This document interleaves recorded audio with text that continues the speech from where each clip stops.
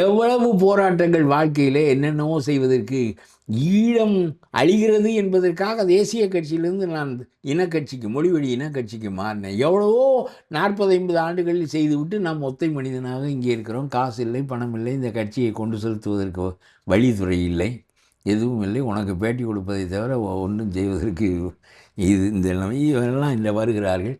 அதை ஒரு சின்ன லாட்டரி சீட்டு அடிப்பார், வெறுஞ்சீட்டை விற்பார், பரிசு 10 பேருக்கு கொடுப்பார், 10,000 பேருக்கு வெறுஞ்சீட்டு தான் போகும். இவர்களெல்லாம் பணத்தை திரட்டி கொண்டு மாநிலத்தை ஆள்வதற்காக வருவார்கள்.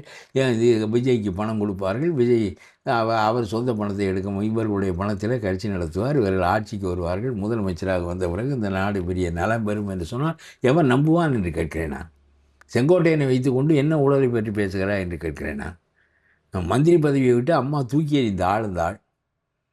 இதெல்லாம் என்ன பேச்சு? வெட்டியாக பேசிக்கொண்டு நடனம் ஆடிக்கொண்டு திரிய வேண்டியது தானே தவிர மே மாதத்திற்கு பிறகு இந்த கட்சிகளே இருக்காது. விஜயகாந்துக்கு அதே நிலைமை ஏற்பட்டது. 3வது அணிக்கு பிறகு என்ன செய்தார்? அம்மாவோடு சேர்ந்து தானே அவர் எதிர்கட்சியானார். 28 இடங்களை பெற்றதற்கு அம்மாவோடு சேர்ந்தது தான் காரணம். நாம் தனித்து நின்றால் ஒன்று நடக்காது என்று.